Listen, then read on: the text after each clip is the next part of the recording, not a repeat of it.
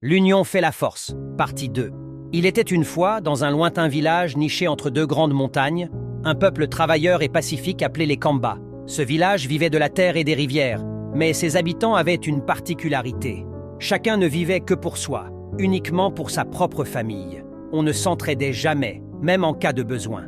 De l'autre côté de la rivière vivait un autre peuple, les Zambés. Eux, au contraire, faisaient tout ensemble. Ils cultivaient les champs à plusieurs, construisaient les maisons main dans la main et partageaient le peu qu'ils possédaient.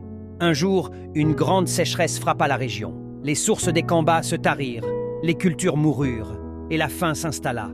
Le chef du village, vieux et affaibli, convoqua les anciens. « Si cette situation continue, notre peuple disparaîtra », dit-il gravement. Mais personne ne voulut partager ce qu'il lui restait. Chacun gardait jalousement ses maigres provisions pour sa propre maison.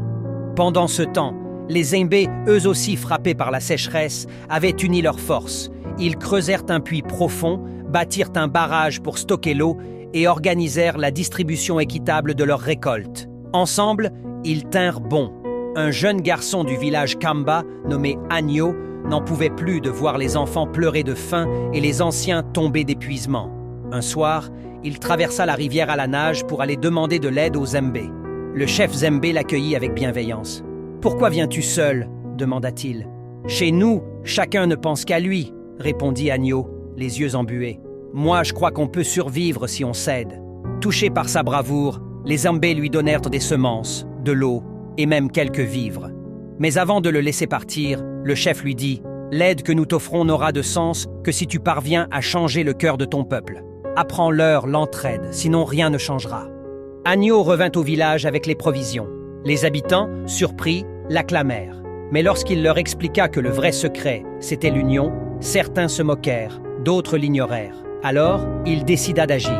Avec quelques jeunes qui partagèrent sa vision, il se mit à cultiver les champs des anciens, à réparer les cases abîmées, à distribuer l'eau équitablement.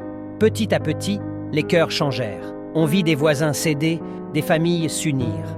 L'année suivante, les Kamba traversèrent tous ensemble la rivière pour remercier les Zambés. Ensemble, ils construisirent un grand pont entre les deux villages, qu'ils appelèrent le pont des cœurs unis. Et depuis ce jour, dans cette région, un proverbe est né. Quand les mains s'unissent, la faim s'éloigne et la vie fleurit.